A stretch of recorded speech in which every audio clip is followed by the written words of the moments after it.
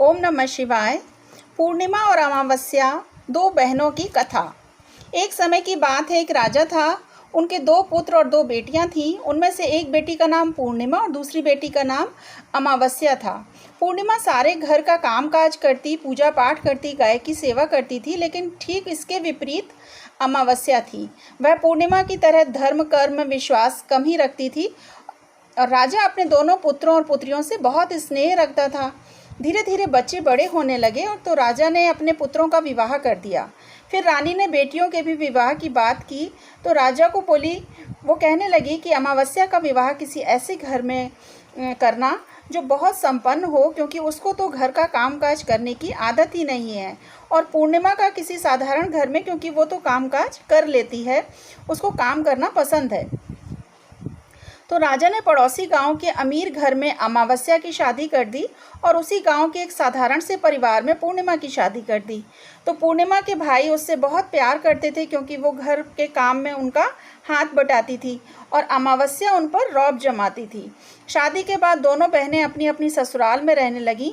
एक दिन अमावस्या ने अपने घर में शिव पूजा रखी। उसमें गांव के सभी लोगों को बुलाया, पर पूर्णिमा को नहीं बुलाया। जब गांव की औरतें जा रही थीं तो उन्होंने पूर्णिमा को भी चलने को कहा। इस पर पूर्णिमा ने कहा कि उसने तो मुझे बुलाया ही नहीं। तो वो गांव की औरतें कहने लगीं कि कीर्तन और शिव चर्चा में तो कोई ना भी बुलाए तब भी चले जाना चाहिए, कोई बात नहीं, तुम हमारे साथ चलो। तो पूर्णिमा औरतों की बात मानकर चली जाती है। जब अमावस्या की नज़र पूर्णिमा पर पड़ती है तो वो उसको गुस्से से कहती है कि मैंने तो तुमको नहीं बुलाया, तुम क्यों आई हो? लेकिन चलो, अब तुम आ ही गई हो तो चुपचाप रहना। और अमावस्या ने पूर्णिमा की गरीबी का खूब मजाक उड़ाया। अमावस्या की बातें सुनकर पूर्णिमा की आंखों में आंसू आ गए और उसने मन ही मन भगवान शिव से हाथ जोड़कर विनती की कि मेरी पूजा पाठ, भक्ति करना, गौ सेवा करना, घर का काम करना क्या गलत है? पूर्णिमा बार बार भगवान से यही कहती रही। इतने में शिव चर्चा पूरी हो गई और अमावस्या सभी को प्रसाद बांटने लगी, लेकिन पूर्णिमा को अमावस्या ने प्रसाद नहीं दिया। वह बिना प्रसाद के ही घर लौटने लगी। तो उसने सोचा कि बिना प्रसाद घर जाऊंगी तो बच्चे क्या सोचेंगे। तो उसने सोचा अपने मायके जाकर भाई से ही कुछ ले आऊंगी, और ये सोचते हुए वो घर आ गई। फिर पूर्णिमा ने अपने पति से कहा कि मैं मायके जा रही हूँ। तो पति ने कहा ठीक है, और वो अपने मायके के लिए रवाना हो गई। रास्ते में एक तुलसी का पौधा लगा था और चबूतरे पर एक बूढ़ी औरत बैठी थी। वह कोई और नहीं, साक्षात तुलसी माँ थी। उस बूढ़ी औरत ने पूर्णिमा से कहा कि बेटी, तुम कौन हो, कहाँ जा रही हो? यह तुलसी का पौधा सूख रहा है, उसमें थोड़ा सा जल डाल दो और इस चबूतरे को थोड़ा साफ कर दो, इससे मुझे थोड़ी ठंडक मिलेगी। तब पूर्णिमा ने तुलसी के पौधे में पानी डाला और चबूतरा साफ कर दिया और उस बूढ़ी औरत के पैर भी दबाए और पूछा कि माँ जी, कुछ और काम तो नहीं है? तो बूढ़ी औरत ने कहा कि बेटी, अब तुम जाओ और लौटते हुए मुझसे मिलती हुई ज़रूर जाना। तब पूर्णिमा ने वहाँ से रवाना हुई। रास्ते में एक शिव मंदिर आया। वहाँ पर एक बूढ़े बाबा मिले। तो वो कोई और नहीं, वो साक्षात शंकर भगवान थे। उन्होंने पूर्णिमा से कहा कि बेटी, इस मंदिर की साफ़ सफाई कर दो। तो पूर्णिमा ने मंदिर की साफ़ सफाई कर दी। पूजा पाठ करके पूर्णिमा ने बाबा से कहा कि बाबा, कोई और काम तो हो तो बतलाइए। तो बूढ़े बाबा ने कहा कि नहीं बेटी, अब कोई काम नहीं, अब तुम जाओ, लेकिन लौटते समय वापस आते हुए मुझसे मिलकर जाना। तो पूर्णिमा ने कहा कि ठीक है बाबा जी, और वह निकल गई। अब चलते चलते उसको काली माता का एक मंदिर मिला। वहाँ भी एक बूढ़ी औरत बैठी थी। उसने पूर्णिमा को कहा कि बेटी, मंदिर में आते तो बहुत लोग हैं, पर मंदिर की कोई साफ़ सफाई नहीं करता, इसलिए तुम इस चबूतरे की साफ़ सफाई और मंदिर की सफाई कर दो। तो पूर्णिमा ने ऐसा ही किया, साफ़ सफाई की, माता का श्रृंगार किया और प्रणाम करके जाने लगी। तब बूढ़ी औरत ने पूर्णिमा को कहा कि ठीक है बेटी, जाओ, लेकिन वापसी में मुझसे मिलती हुई ज़रूर जाना। अब पूर्णिमा अपने मायके की तरफ चल दी। थोड़ा चलने के बाद नदी किनारे एक बूढ़ी औरत फिर मिली। वो कोई और नहीं, साक्षात माँ गंगा थी। उस बूढ़ी औरत ने कहा कि बेटी, नदी में स्नान करने तो सब आते हैं, पर यहाँ की घाट की सफाई, साफ़ सफाई कोई नहीं करता। तब पूर्णिमा ने घाट की साफ़ सफाई की और जब वह जाने लगी तब उस औरत ने कहा, बेटी, वापसी में मुझसे मिलती हुई ज़रूर जाना। पूर्णिमा नाव में बैठकर दूसरे किनारे अपने मायके पहुंच गई। पूर्णिमा को देखकर उसके भाई भाभी भी खुश हो गए और उन्होंने खूब बातें की। अगले दिन सुबह पूर्णिमा अपने ससुराल जाने को तैयार हुई तो भाइयों ने उसे अच्छी सुंदर लाल साड़ी दी और एक थैले में बच्चों के लिए कपड़े और खाने पीने का खूब सामान दिया और कहा कि वापस जल्दी आना। इसके बाद पूर्णिमा वहाँ से रवाना हुई। जब वो नदी किनारे पहुँची तो पूर्णिमा को वही बूढ़ी औरत मिली जो साक्षात माँ गंगा थी। उन्होंने पूर्णिमा को एक थैला दिया और कहा कि इसको तुम घर जाकर ही खोलना।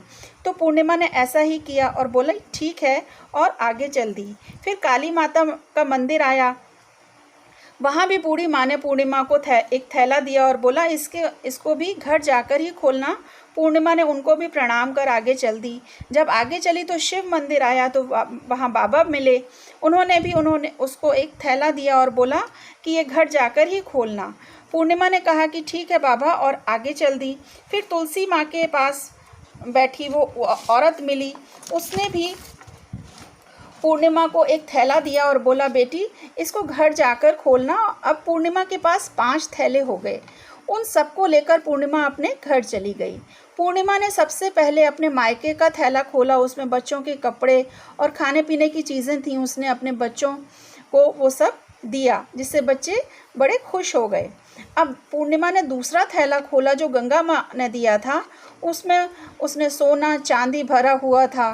फिर उसने तीसरा थैला खोला जो उसे काली माँ ने दिया था। उसमें 16 तरह का श्रृंगार का सामान भरा हुआ था। अब उसने वो थैला खोला जो उसे भगवान शिव ने दिया था। उसमें धन संपत्ति भरी हुई थी। अब उसमें 5वां थैला खोला जो तुलसी माँ ने दिया हुआ था। उसमें खूब अनाज दालें चावल धान भरा हुआ था। अब पूर्णिमा के घर में किसी भी चीज़ की कोई कमी नहीं थी। पूर्णिमा के मन में विचार आया क्यों ना मैं भी शिव चर्चा का कार्यक्रम रखूं। उसने अपने घर शिव चर्चा रखी। गांव की सभी औरतों को बुलाया और अपनी बहन अमावस्या को भी बुलाया। अमावस्या जब उसके घर आई तो उसने देखा पूर्णिमा के घर में तो धन दौलत की कोई कमी नहीं है। और यह देख अमावस्या आश्चर्यचकित हो गई और पूर्णिमा से पूछने लगी कि तुम्हारे यहाँ इतनी धन दौलत कैसे आई। तो पूर्णिमा ने कहा कि बहन तुमने अपने घर शिव चर्चा रखी और मुझे नहीं बुलाया, लेकिन मैं फिर भी गई और तुमने प्रसाद तक नहीं दिया तो मैं मायके जाने लगी और रास्ते की जो घटना थी वह सब अमावस्या को कह सुनाई। तो अमावस्या ने कहा कि तुम भी मुझे प्रसाद मत दो और मुझे डांटो। तो पूर्णिमा ने कहा कि ये तो भगवान का प्रसाद है, मैं तो ये सबको दूंगी और तुमको भी दूंगी। तो अमावस्या ने प्रसाद नहीं लिया और सीधे अपने घर चली गई। घर जाकर वह अपने बच्चों को कहकर अपने मायके चली गई और चलते चलते उसको वही तुलसी माँ चबूतरे पर बैठी मिली। उन्होंने अमावस्या को भी साफ़ सफाई करने को कहा तो अमावस्या बोली अरे बुढ़िया तुझे दिखाई नहीं देता, मैंने नई साड़ी पहन रखी है, गंदी हो जाएगी। आगे जाकर भगवान शिव काली माता और गंगा मैया मिले। उनको भी उसने ऐसा ही जवाब दिया और इसके बाद वो आगे चली गई और जैसे ही वह नाव में बैठी उसमें रखे फूल कांटों में बदल गए जो उसके पैरों में चुभ गए। किसी तरह वह अपने मायके पहुंची। वहां भाभियों ने भी उसका स्वागत सत्कार नहीं किया और आपस में बात करने लगी कि ये काम काज की तो है नहीं, काम की ना काज की और 100 मन अनाज की, पता नहीं कहाँ से आ गई।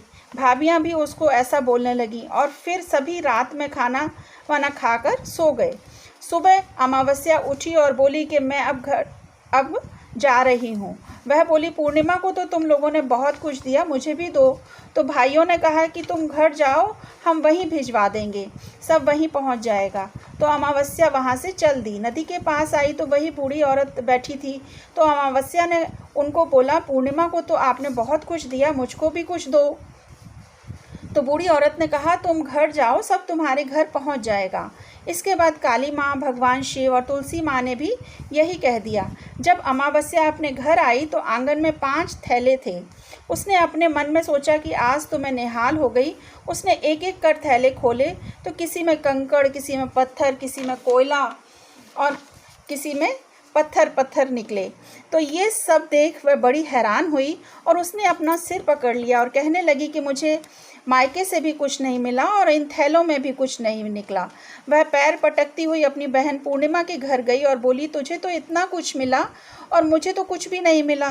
तो पूर्णिमा ने कहा कि मैं जब मायके जाती हूँ तो अपनी भाभियों के साथ मिलजुल कर काम करती हूँ, उनका हाथ बटाती हूँ, और तुम वहाँ जाकर कुछ नहीं करती, कभी उनकी इज्जत नहीं करती। इसके बाद तुमने तुलसी माँ, काली माता, शंकर भगवान, गंगा माता, इन सबको भी ठुकरा दिया, इसलिए उन्होंने तुम्हें कुछ नहीं दिया। तो अमावस्या बोली, बहन मुझे माफ़ कर दो, मैंने हमेशा तुम पर अत्याचार किया, इसलिए मुझे कुछ नहीं मिला। हे भगवान, मैं भक्ति करके सब प्राप्त कर लूँगी, मुझे भी इसका रहस्य बताओ। तो पूर्णिमा ने कहा कि तुम 3 सूत्र जान लो। पहले सूत्र में दया मांगना, और दूसरे सूत्र में चर्चा करना, और तीसरे सूत्र में 108 बार ओम नमः शिवाय का जाप करना। भगवान ने जो ये 3 सूत्र दिए हैं, इनको अपने हृदय में बसा लेना। मेरे पास कुछ भी नहीं था, पर मैंने सच्चे मन से भगवान की पूजा की, इसलिए भगवान ने मुझे सब कुछ दिया।